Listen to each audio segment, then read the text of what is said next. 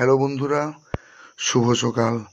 আমি আবারও চলে এলাম আপনাদের মাঝে কলকাতার কিছু দর্শনীয় স্থানের মধ্যে একটি সুন্দর দর্শনীয় স্থান দক্ষিণেশ্বর কালী মন্দির। এই কালী মন্দিরের অল্প কিছু আমি কথা আপনাদের শোনাবো, শুনুন, আপনাদেরও ভালো লাগবে। এই মন্দিরটি প্রতিষ্ঠিত করেছিলেন তখনকার দিনের জমিদার শ্রী শ্রী রানী রাসমণি। এই রাসমণি দেবী মায়ের স্বপ্নাদেশে এই দক্ষিণেশ্বর কালী মন্দিরটি প্রতিষ্ঠিত করেছিলেন প্রায় আজ থেকে 100 বছর আগে। তখন ভারতবর্ষের ইংরেজ শাসনকাল। এই মন্দিরটি প্রতিষ্ঠিত করার পরে রানী রাসমণি পূজারী হিসাবে নিয়োগ করেছিলেন গদাধর ঠাকুর মহাশয়, যিনি আজকে শ্রী শ্রী রামকৃষ্ণদেব পরমহংসদেব নামে পরিচিত। এই পরমহংসদেব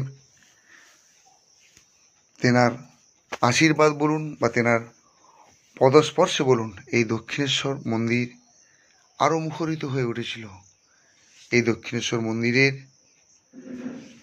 পশ্চিমে হুগলি নদী বয়ে গেছে। এই হুগলি নদীর ঠিক ওই পারে অধিষ্ঠান করে আছে বেলুড় মঠ, যে বেলুড় মঠ প্রতিষ্ঠিত করেছিলেন আমাদের মহাপুরুষ স্বামী বিবেকানন্দ। আজও বিরাজমান। বহু দেশ থেকে বিদেশ থেকে মানুষ এই দক্ষিণেশ্বরে শ্রী শ্রী রামকৃষ্ণদেবের রামকৃষ্ণ মিশন, এখানে মানুষ পড়তে আসে, পড়াশুনোর জন্য, দীক্ষা শিক্ষা লাভের জন্য মানুষ এখানে আবির্ভাব হয়। এই স্বামী বিবেকানন্দ ছিলেন শ্রী শ্রী ঠাকুর রামকৃষ্ণদেবের পরম ভক্ত।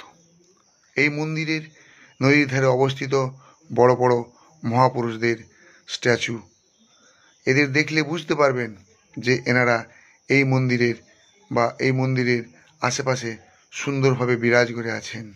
এছাড়াও আছে এই মন্দিরের ঠিক পশ্চিমে 12টি শিবলিঙ্গের মন্দির, যা সত্যিই খুব দর্শনীয়।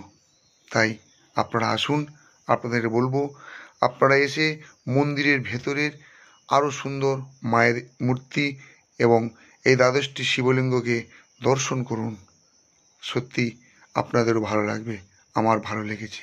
তাই আপনাদের যদি ভালো লেগে থাকে, আপনারা আমার চ্যানেলে একটা সাবস্ক্রাইব, একটা লাইক দেবেন এবং সঙ্গে থাকবেন, যাতে আমি আপনাদের আরও নতুন নতুন ভিডিও এইভাবে আপনাদের কাছে পৌঁছে দিতে পারি। আপনাদের দিন ভালো যাক, আপনারা সুস্থ থাকুন, ভালো থাকুন। শুভ সকাল।